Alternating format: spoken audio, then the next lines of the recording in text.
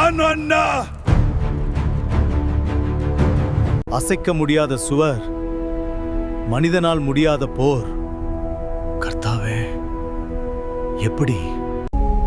தேவன் மனித திட்டம் அல்ல, விசுவாச திட்டம் கொடுத்தார். 7 நாள் சுற்று. இவர்கள் சத்தம் போட்டு வெல்ல போகிறார்களா? இகழ்ச்சி விசுவாசத்தை நிறுத்தவில்லை. ఇప్పుడు குரல் கொடுங்கள்.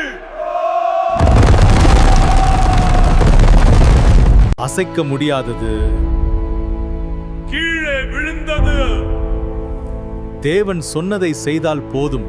உன் சுவர் பெரியதாக இருந்தாலும் தேவன் பெரியவர். கேட்டு நடப்பது அதிசயத்தை காணும் பாதை.